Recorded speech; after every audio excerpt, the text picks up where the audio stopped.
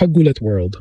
Sa gitna ng cold Austrian spring, isang dalagang Pinay ang naging pinakamaliwanag na bituin sa Players Alpine Night ng Upper Austria Ladies Linz WTA 500. Si Alexandra Ayala, suot ang klasikong dirndl, Austria's national attire, at parang tunay na Austrian princess. Hindi lang basta nag-attend. She stood out. She smiled from the heart. She even won an Easter Fun Challenge.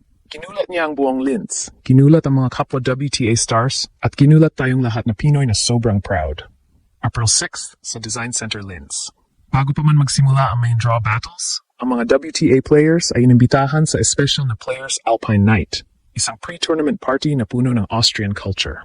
Theme, traditional folk attire para ipagdiwang ang 35th year ng Linz Open. Si Ella, fresh from her viral practice sessions at main draw poster fame, dumating na naka-full dirndl, deep wine red bodice na may intricate buttons, crisp white blouse, full skirt, at apron na perpektong nakatay.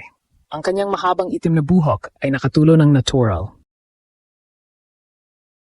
At ang kanyang ngiti, sobrang genuine, parang homegrown Austrian na. Sa group photo kasama ang tournament officials at iba pang players, siya ang kitang-kita sa gitna. Katabi ang mga local na naka-light blue at beige dirndls. May isa pang shot kung saan may hawak siyang malaking bouquet ng red flowers, nakikipagtawanan sa ibang players sa ilalim ng purple stage lights. Hindi lang post lang, ramdam ang fun at connection. Tournament organizers mula sa OE Heimatwerk ang nag-provide ng custom dirndls. Si Paula Badosa at Mira Andreeva man ay naka-dirndl din, pero si Alex ang nag-stand out dahil sa kanyang natural grace at Pinay glow. Parang sinabi ng event, welcome to our world, at si Alex naman, I'm happy to be part of it. Dirndl, ang iconic Austrian national dress na centuries old na. Ito ay binubuo ng fitted bodies, puffed sleeve blouse, full skirt, at apron. Original na suot ng farm women sa Alps. Ngayon ay simbolo ng pride, tradition, at celebration sa festivals, weddings, at special events tulad nito. Sa Upper Austria, ang dirndl ay hindi costume lang. Ito ay pagkilala sa roots. Sa Players Alpine Night, ang pagpapasuot nito sa international stars ay para i-highlight ang local heritage habang ginagawa ang tournament na mas welcoming at memorable. Para sa isang Pinay na mula Quezon City na dumating para sa kanyang clay debut, ang pagsusuot nito ay malaking gesture ng respect. Hindi bawat player ang ganun kaganda ang dating. Pero si Alex, she owned it. Walang awkwardness. Parang natural na extension ng kanyang humble at adaptable personality na kilala sa Rafa Nadal Academy. Sa isang gabi kung saan karamihan ay European players, ang kanyang presence ay nagdala ng fresh Asian energy na nagbigay buhay sa buong hall. Sa isang panahon kung saan maraming athletes ay nananatili sa business mode lang, si Alex ay nagbigay ng personal touch. Ang pagsusuot ng dirndl ay higit pa sa photo op. Ito ay pagkilala sa host country, pagpakita ng gratitude at pagbuo ng bridges. Para sa Pilipinas na kilala sa warm hospitality, ito ay perfect representation ng ating values. Sa 35th anniversary ng Linz Open, ang kanyang moment ay nagdagdag ng global flavor. Mga Pinoy sa Austria at Europe na nakatira dun ay nag-share ng pride. Our kababayan making Austria feel like home. Para sa mga young Filipina athletes, ito ay lesson. Excellence on court, grace off court. Hindi ito scripted PR move. Ito ay natural mula kay Ala, ang same girl na matagal ng trainee sa Nadal Academy na kilala sa kanyang keenness at professionalism.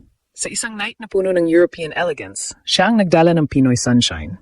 Ang Players Alpine Night na ito ay nagbigay ng dagdag na hype sa buong event. Tickets at buzz ay tumaas palalo. Para kay Ala, ito ay extra motivation bago ang kanyang unang clay match sa season. Ngayon, ang buong Linz ay hindi lang nakikita siya bilang competitor, kundi bilang isang kaibigan na yumakap sa kanilang kultura. Para sa atin, ito ay bagong layer ng Pinoy pride. Mula Miami Spotlight hanggang Austrian folk dress, patuloy niyang binubuksan ang pinto para sa susunod na henerasyon. Alexandra Ayala, nakakagulat at nakaka-proud ka. Sa iyong wine red dirndl sa Players Alpine Night, ipinakita mo na hindi lang sa court ka world class, kundi sa bawat aspeto ng buhay. Kinulat mo ang Austria sa iyong elegance, kinulat mo ang mundo sa iyong humility, at kinulat mo tayong mga Pinoy sa sobrang ganda ng representation. Salamat sa pagyakap sa Austrian tradition. Salamat sa pagdadala ng Pilipinas sa bawat hakbang. Kahit saan ka magpunta, dala mo ang ating diwa. Mula sa Linz hanggang Manila, tayo ay nandito. Sobrang proud. Laban Pilipinas forever. This is not just a party night. This is cultural magic. This is Ala shining brighter than ever. Nakakagulat talaga mga kababayan. Sa gitna ng malamig na Austrian spring at sa isang gabi na dapat sanay simpleng pre-tournament gathering lang, isang Pinay ang biglang naging sentro ng atensyon. Walang iba kundi si Alexandra Ayala. Sa special na Players Alpine Night ng Upper Austria Ladies Linz, nagningning ang 20-year-old Filipina tennis star habang suot ang isang eleganteng dirndl, ang tradisyonal na national attire ng Austria. Hindi ito basta simpleng appearance. Hindi rin ito typical na red carpet moment. Para sa maraming nakakita sa event noong April 6, 2026 sa Design Center Linz, ito ay isang eksena na talagang nakakagulat. Dahil sa dami ng international tennis stars na naroon, ang Pinay pa ang isa sa pinaka nag-standout sa buong gabi. Ang Players Alpine Night ay bahagi ng cultural celebration ng tournament, lalo na ngayong ipinagdiriwang ng Linz Open ang ika-35 anibersaryo nito. Bago magsimula ang main draw matches, inimbitahan ang mga WTA players sa isang special na gathering kung saan hinihikayat silang isuot ang traditional Austrian folk attire bilang paggalang sa lokal na kultura. At dito pumasok ang moment ni Alexandra Ala. Dumating siya sa event na naka-full wine red dirndl, isang klasikong kombinasyon ng fitted bodies na may intricate buttons, crisp white puff-sleeve blouse, at isang eleganteng full skirt na may apron. Simple lang ang kanyang styling, natural ang kanyang mahabang itong buhok, at ang kanyang ngiti ay tunay na genuine.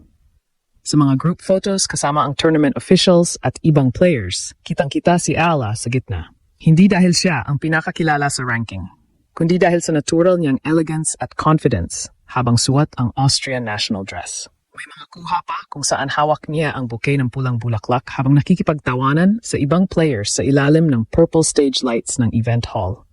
Hindi ito staged publicity. Ramdam sa mga larawan ang tunay na saya at connection ng mga athletes sa cultural celebration. Ang mga dirndl na sinuot ng players ay ibinigay ng Austrian cultural group na OE Heimatwerk na nagbigay ng custom outfits para sa mga international stars bilang bahagi ng heritage showcase ng tournament. Ilang kilalang WTA players tulad ni Paula Badosa at Mira Andreeva ay nagsuot din ng dirndl sa event. Ngunit ayon sa maraming observers at fans na nag-share ng photos online, si Alex ang isa sa pinaka-nag-standout sa buong gabi. Bakit? Dahil sa natural niyang aura. Walang awkwardness. Walang pilit. Parang natural lang sa kanya ang pagsuot ng tradisyonal na Austrian dress. Isang bagay na nagpapakita ng kanyang adaptability at respect sa kultura ng host country. Para sa isang atleta na lumaki sa Rafa Nadal Academy sa Spain at patuloy na naglalakbay sa iba't ibang bahagi ng mundo para sa tennis career niya, ang ganitong moment ay nagpapakita ng isa pang side ni Alex, hindi lang siya competitor sa court. Isa rin siyang global ambassador ng Filipino values. Sa isang gabi na puno ng European elegance at tennis glamour, ang presence ng isang Pinay ang nagdala ng kakaibang energy sa buong event. At para sa mga Filipino fans sa Austria, Europe at sa Pilipinas, ang eksenang ito ay isa na namang dahilan para ipagmalaki ang isang kababayang patuloy na nagdadala ng Pinoy pride sa international stage.